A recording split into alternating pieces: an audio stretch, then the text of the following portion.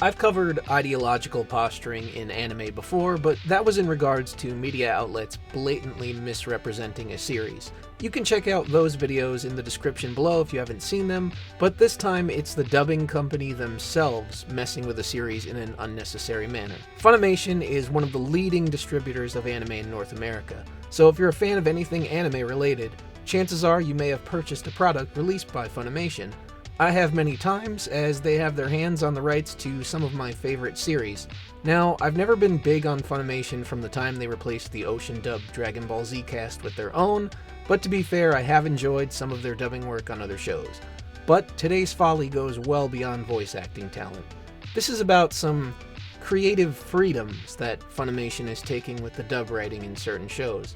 The example I'm putting forth today came to my attention via social media, and is from a show titled Hajimete no Gal. Watch the following clip from episode 7 of the dub and just let it sink in for a moment. I can't read this sick misogynistic crap! What is that creep thinking? You're crossing a line! You can't make high school girls read that crap!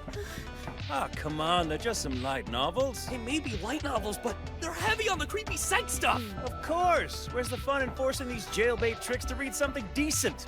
Plus, most of the freaks who come in here hate women, so seeing girls degraded gives them boners and makes them happy. Well, maybe think about how these girls feel for once. Maybe they don't want to be debased just so you can sell a few more chicken wings to horny losers with mommy issues. Check out the balls on this kid! Come in here and lecture me, you dickless cuck! Boss? It's for you. Me? It's the owner of the cafe. You're shitting me, right? No, sir. Sorry about that. Yes, sir. Of course, I'll take care of it right away, sir. Yes, sir. Of course. Once again, I'm so sorry. Yes, sir. Please don't fire me. Book day's been canceled, you guys. Another win for you SJW millennials.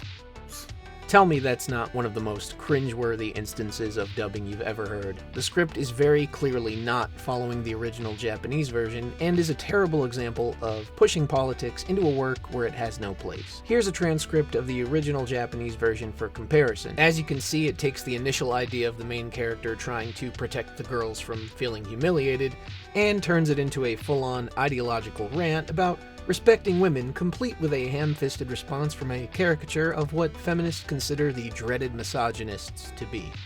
Now, I'm not a fan of this show, never really watched it myself, so you may be wondering, what do you care if they have some fun with the creative process for the dub? This may not be highbrow entertainment to begin with, but that doesn't give Funimation the right to dump all over the original material with their ideological drivel. Even if you want to argue that it's a parody, you know, just some harmless joke for the sake of entertainment, that is not the place to insert your own sense of humor. Not only that, but it seems to be intentionally jabbing the very consumer base they are providing for.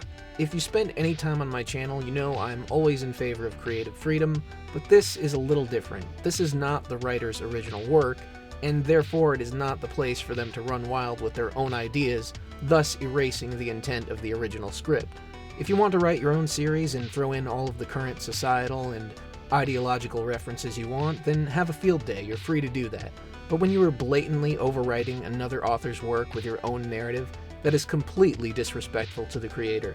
Regardless of what you feel about the quality of the original work, this is misrepresenting a product to consumers that prefer to watch their material dubbed. You can argue that some people will like it for the very humor they insert, but at the end of the day, it's still a disingenuous adaptation of someone else's work, and is misleading those viewers into believing a product is something it isn't. It's also depriving those who enjoy dubs of a faithful adaptation of a show they may otherwise enjoy. It's interesting to me that these are the same type of people that believe cultural appropriation is wrong, but have no problem taking a foreign author's creation and inserting a very clear political agenda, for humorous purposes or not.